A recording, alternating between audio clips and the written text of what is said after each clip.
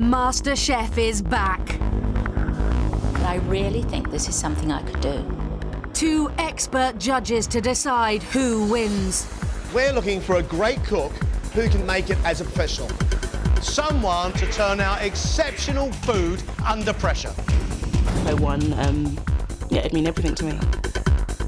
The prize, to work in a top restaurant. This competition just gets tougher. Whoever wins, it's going to change their life. I don't want to let them win. I don't want to mess up. MasterChef is going large.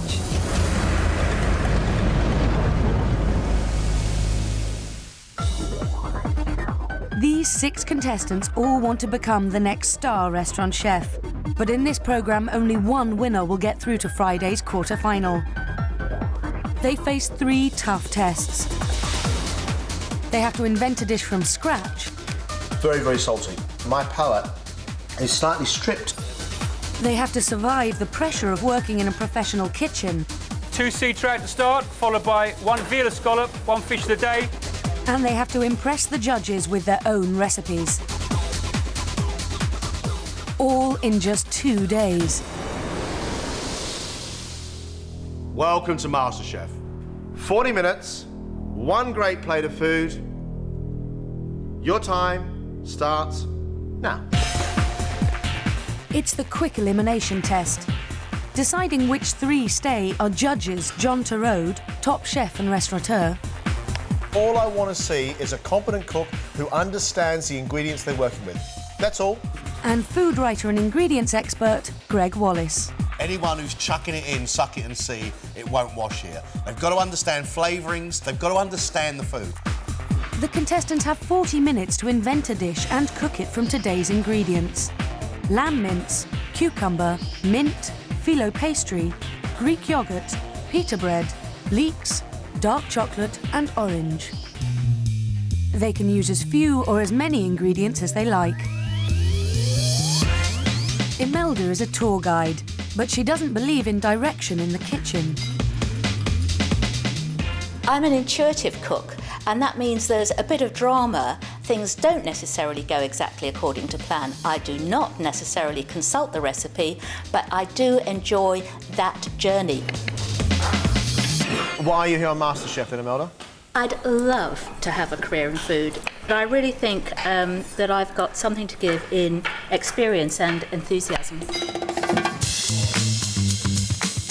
Scottish civil servant Kirsty has been cooking since childhood, and it's all because of her mother.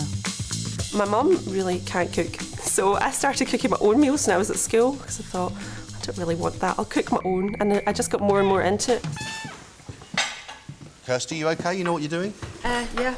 What are you doing? Pretty confident. Little koftas with some mint and yoghurt dressing. I'm going to see what happens. Sounds quite nice. Ben has already left a successful career as a headhunter to open up his own cheese shop, but his sights are set far higher. I'd love to be recognised at the kind of Michelin star level. That would be a great recognition and something that I would be proud of saying I achieved in my life. You've got a successful business, OK? Why on earth are you on MasterChef? I don't get to express my creativity through the business. Cooking is where I get a chance to do that. That's what I really enjoy, is being able to express my creativity through the cooking, seeing people enjoy that. What about just cooking with cheese? I don't think you should mess too much with cheese. I don't cook often with cheese, and if hopefully I get to the next stages, you'll see there isn't any cheese at all. Like what you say, Ben. Nice to talk to you, Ben. Thank you. You are just over halfway. Chris, what are you up to? Chocolate and a bain-marie there? Hopefully it's going to be a chocolate sauce, and this is going to eventually be an orange souffle. Are you going to manage that, Chris? I'm going to try my very best. What's your job now? I'm doing bar work at the moment, and I've applied to go to catering college. Wannabe chef Chris believes winning MasterChef is his first step towards his ideal life. The dream is to have a tiny place in the middle of nowhere in France and cook a few meals a day, but to have a wonderful reputation. Financial analyst Rebecca wants to test her cooking skills and pursue one of her great passions. All through my life I've kind of thought, I've done what I was supposed to do, I went to university, I did my degree and I work in a very solid job and I pay my mortgage, and the cooking is always there in the background, and I just need to know one way or the other if it's something I can do. What are you making for us, Rebecca? I think this is going to be a soup. A soup? Oh, good, good. Flavoured how? Ingredients what? Leek and potato. See where we go. And has anybody ever criticised your food?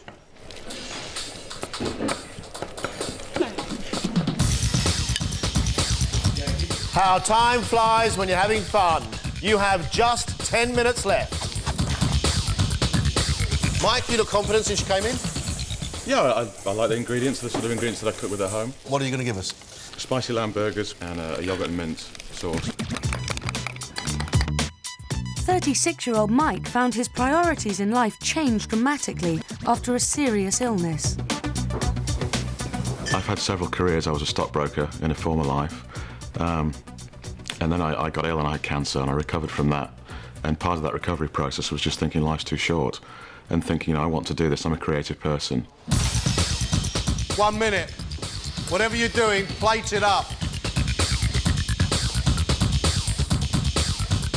That's it, time's up, all done, all finished.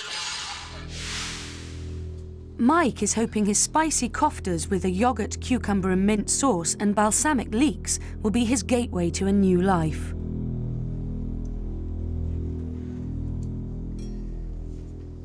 There is something here which is very, very salty because it's wiped away all the flavour of the meat. My palate is slightly stripped, Mike, unfortunately.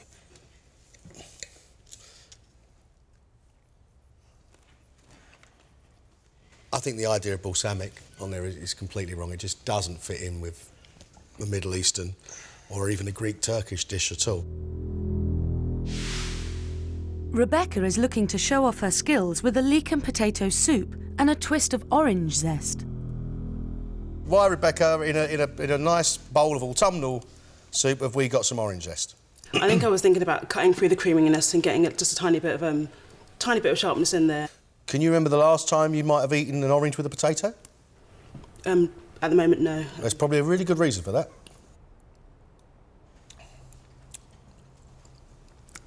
Leeks cooked through perfectly. Potatoes are falling apart, which is absolutely lovely. I just wish you'd have had the courage to go, well, look, that's a bowl of soup, I'll leave it at that. I don't want to pretty it up with oranges and... Thank you. Ben is hoping his lamb patties with cucumber mint salad will show he's a potential Michelin star chef.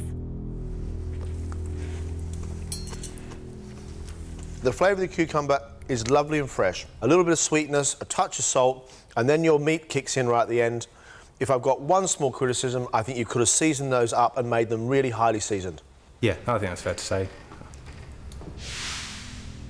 Home cook Kirsty has opted for lamb koftas with a mint yoghurt dressing, a honey glaze and a coriander garnish. Firstly, you can't make something look more attractive by putting a wilted, dying leaf on there.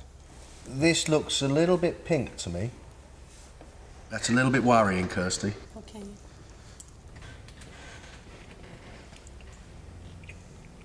They need a lot more seasoning. Wannabe chef Chris is pinning his French restaurant dream on an orange soufflé with a chocolate sauce. But his soufflé hasn't risen. You happy? Reasonably. Chocolate sauce the right consistency? It's a little bit thicker than I would have liked. OK, well, you're an honest man.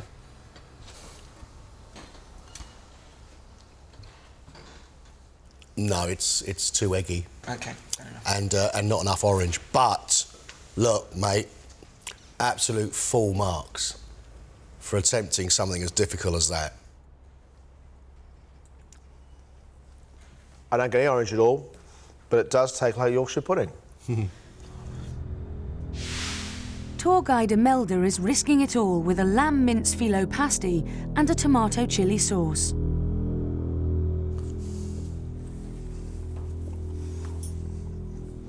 The main flavour I get in there, Imelda, is the mince. To me, something which actually needs a lot more work.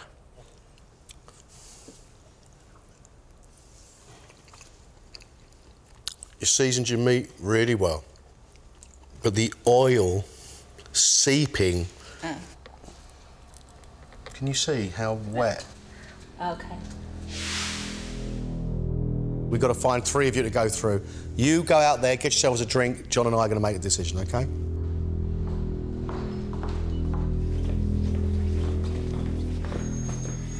I like Ben. I think Ben cooked the best plate of food today. He was honest about what he did, he stuck to his guns, and I say he's got a game plan. Poor old Kirsty. That was the worst plate of food here today by a country mile. Raw kuftas. You put a dead leaf on any plate, you're telling me you're not going to eat the food. Why should you expect anybody else to eat the food? At home, I'm really quite good, but today the pressure got to me, and I think I'm off back to Glasgow. I'm really sorry, but I do not want to eat Imelda's sponge with oil. Imelda doesn't really have much direction with her food. Really, really, really greasy. OK, what about Chris? I love him. He's 22 years old, he's very young, he's very enthusiastic, but God, did he make a cream hash of that orange souffle. I shouldn't have cooked what I cooked. I was out of my depth doing a souffle when I haven't practiced it before. I should have stuck with something that I know a bit more about. But you've got to give him a go. Imelda and Kirsty are out. Ben and Chris are staying. But with only one place left, the fate of Rebecca and Mike hangs in the balance. Mike, my word, there was a good 3.5 kilo of salt on that little plate. Oh, yeah. Now, where's his palate? The plate actually looked really good. He had an idea of what he was going to do from the start. He had a vision. He saw those ingredients and went, OK, fine, I'm going to make that. I'm really worried about a man who would do a Middle Eastern dish and then put balsamic on his leeks. I thought John and Gregg were a little harsh about the balsamic. It's only a little hop over the water, really, to the Middle East from northern Italy. But Rebecca did exactly the same thing. Rebecca turned around and made a really good, honest bowl of soup, which actually was quite well flavoured, and then decided a great orange rind on top. Wasn't very much of it, in fairness. No, I know, it's a tiny amount of zest. What for? Where does that come from? This is where it becomes difficult for us. Thank you, all of you, for working so hard. We have to make a decision, and it's always difficult for us, but you know the rules. 3 of you are staying, 3 of you are leaving us. Ben? You'll cook for us again, Ben. Well done. Kirsty? And Imelda, sorry, ladies, you're going to have to leave us. We have to lose one more. Chris, you're cooking tomorrow, Chris. Well done. Rebecca? We'll see you tomorrow, Rebecca. Sorry, Mike. Well done.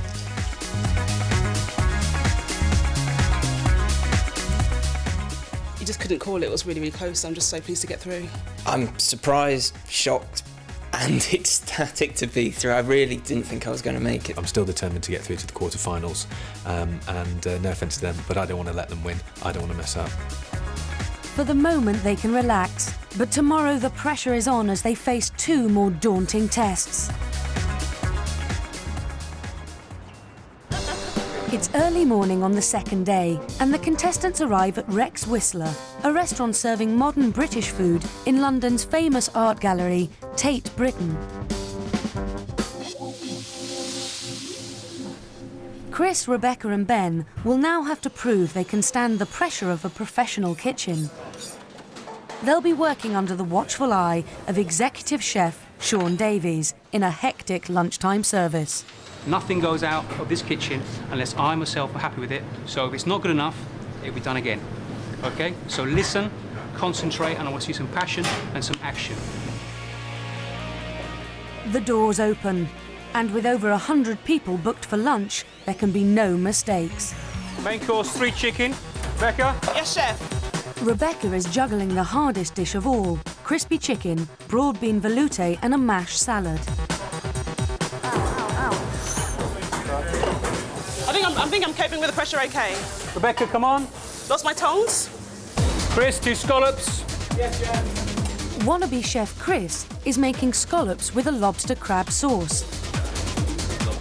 but his first plate is not up to standard. You see your scallops, you want a bit more colour on those actually. Okay, a bit more colour. Meanwhile, Ben is making sea bass with fennel. He immediately takes to service. Very nice, very nice, very nice. I'm getting them out. No mistakes so far, fingers crossed.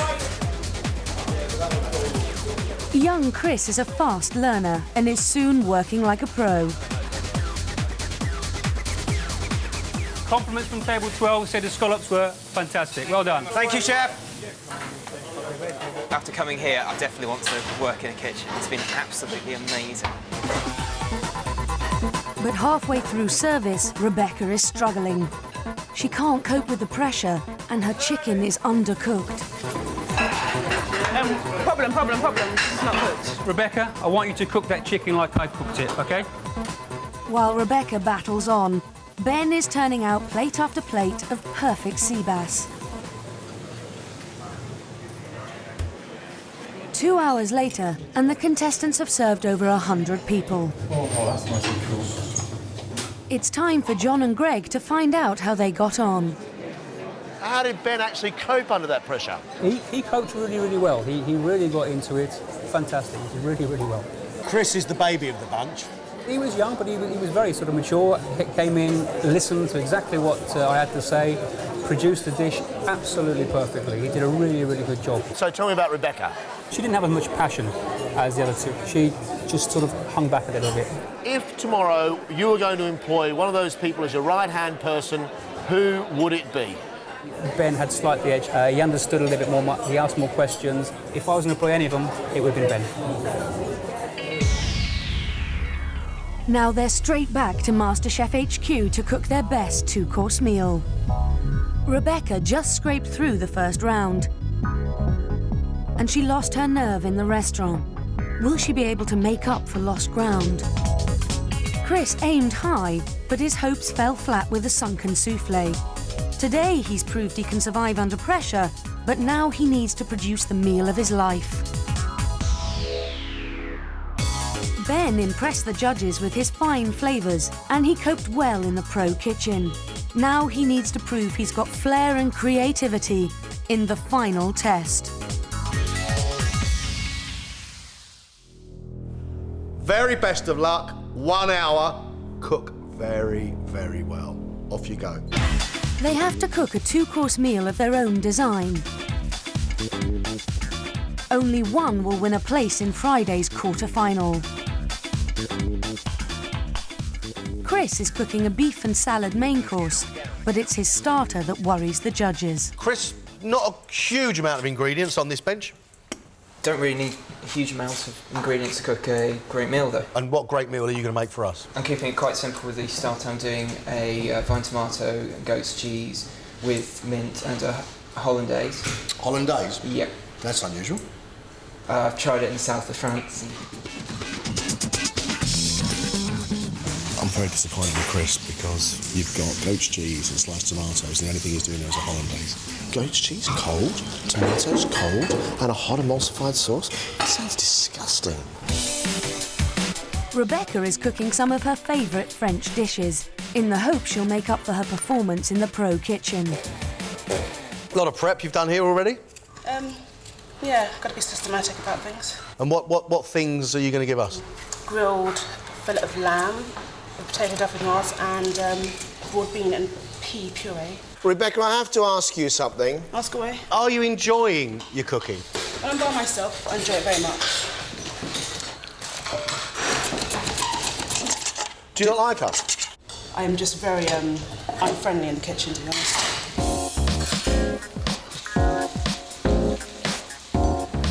If you want to become a master chef, you've got to go on a journey and you've got to be willing to do it. I'm not frightened of the two people who are going to help you on your way. You can't work in isolation in a pro kitchen either. Half an hour left. Halfway towards culinary immortality. Ben is confident in the kitchen, but can he show the skill to win this round? So what are you doing for us, Ben? Yeah, I'm doing some lovely salt marsh lamb with a buttermint sauce and baby vegetables. Ben, you really want this competition, don't you, mate? It means a lot to me, and I've never been as nervous or felt as excited, but also felt as emotional about something as I have about this competition. He has chosen his vegetables very well. He's got young carrots, young turnip, navet. A butter sauce. Why have we got fatty, delicious lamb with a butter sauce? The hour is almost up. 2 minutes. And then it's time for John and Gregg to judge which of the contestants is the best cook and worthy of a place in Friday's quarter-final. Finished, that's it, no more touching. It's done. Rebecca has made fillet of lamb with potato dauphinoise and broad bean and pea puree. To follow, spicy poached pear in sauterne with chocolate sauce and mascarpone.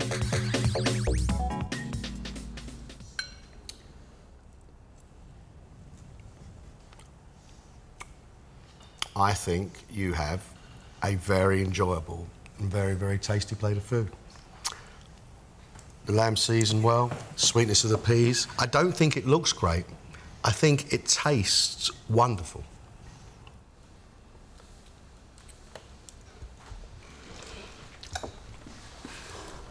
You can cook. You can. Thank you. You can cook. We're going to move on to Pudsville. Okay, well done.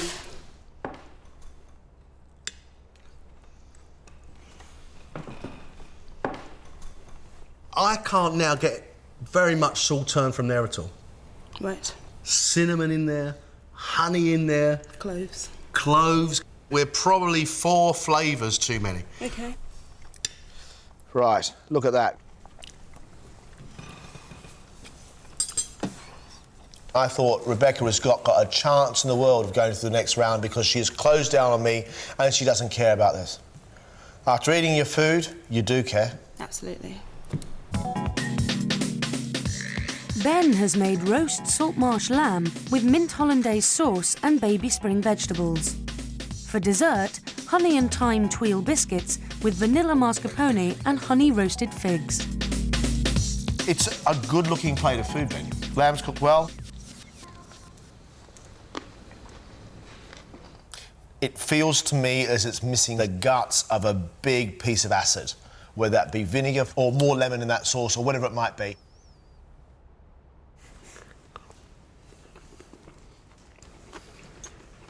I'm very, very happy with that.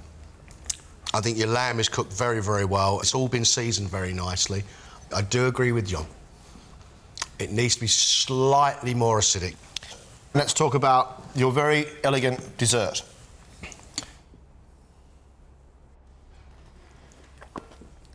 That is seriously good, and should my friend here not have to taste it, I'd be eating the rest of it.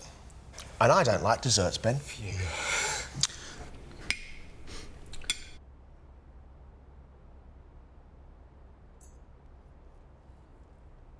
Oh, that makes an old veg man very happy. If you weren't to get through, Ben, would you now just go back to your cheese shop and that's it? I need to express my creativity through my food, and it's something I've got to face at some stage. Ben, thank you very much. Thank you.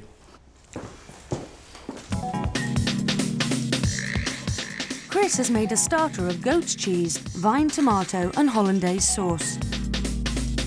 To follow, he's done pan-fried beef with garlic mushrooms and a side of spinach and rocket. OK, let's see. Here we go. I cannot taste the mint nor the hollandaise.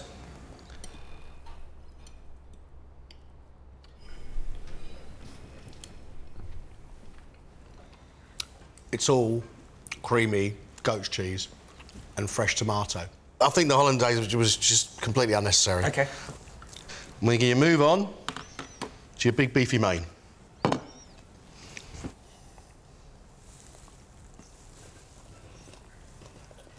A lot of garlic in there. The mushroom flavour is OK. Got to get some seasoning on here. Got to.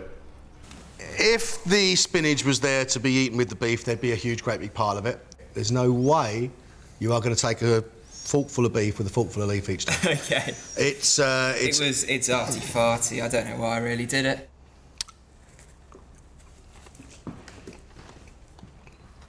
I think it's very nice. Beef does need a little bit of seasoning. I think you have the makings of a very, very good cook. Thank you. Thank you very much for working so hard. We've now got to make a decision. Get yourselves a cup of tea, relax, and we'll call you in when we're ready.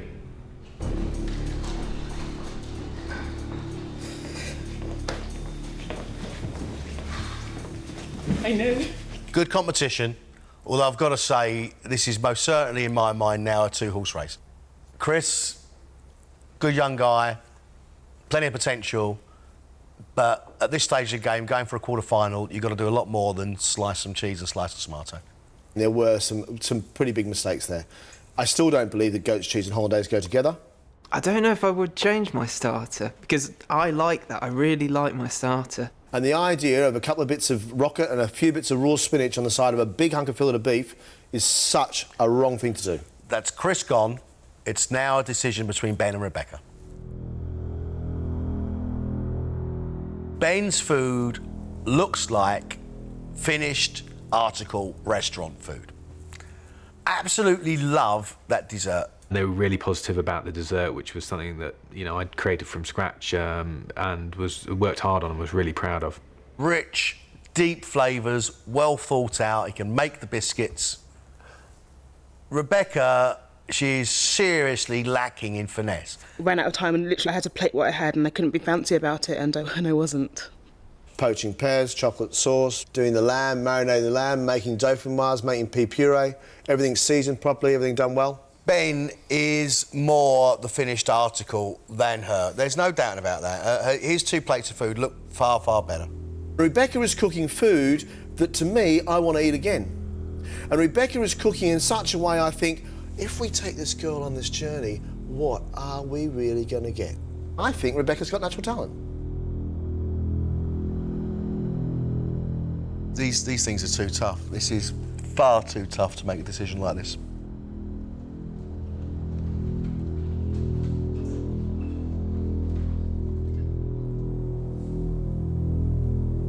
Our quarter-finalist, the person going through to the next round.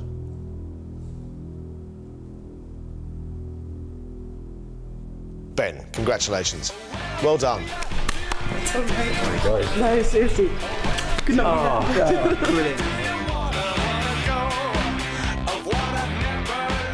I think the words that pleased me most were when the judges can say, yep, you can definitely cook. I think that's all I ever really wanted to hear. I think it was that winning this whole thing was just about getting that kind of confirmation, and I feel like I've got it now.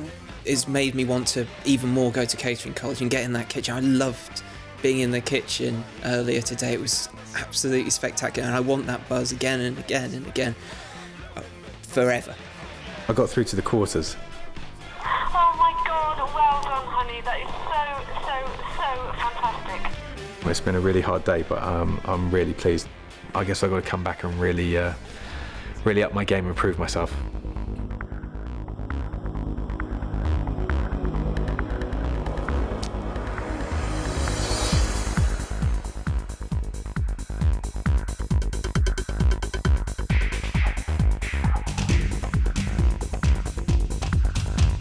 Is there room for a MasterChef that can't fry a chicken? Do we have a bowl of pizza without a base? I don't know what it is. I've never seen anybody do that before. That's great.